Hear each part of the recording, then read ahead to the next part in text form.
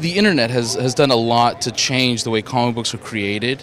Like before, we had no idea what was going to be in the next issue till we actually were in the store and we picked it up. And now we know what happens months and months in advance. As a writer who was writing, say, before the internet and now after, how has the industry changed because of the internet? Well, I don't know that it's changed as much as I think our fan base both has grown, but they've also become very sophisticated. And so that when you are telling a story, that fan base will be very vocal about it. I still think at the end of the day that, I go to some of the largest sites in order to see what people are talking about. And even in the most aggressive kind of way, you're not talking about the same numbers of people that you're getting as to who's reading the book. So what I like to do is I like to think of the internet as the best way in order to promote what you're doing and in order to get your voice out there. But at the same token, you need to be able to get those people to actually purchase the book. And then after that, it just depends on how you're doing. And my vision as to what I try to do is I try to get my books into the most hands as I can. I'm a storyteller at the end of the day. And in being a storyteller, what you want to be able to do is get people to hear that story. And so because of that, I have a very good relationship with websites and doing things like this, so that people can talk about it, learn about what's going on.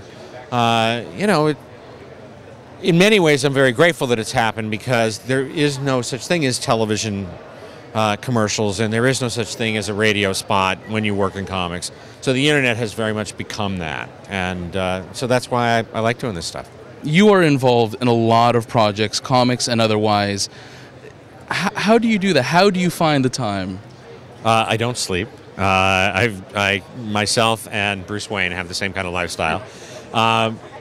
Really, first of all, I do something that I love, and so that makes a huge difference. If I thought for a second that I worked in a corner office at a corporation and that I hoped someday that I was going to be senior vice president of nothing, I would have a huge problem.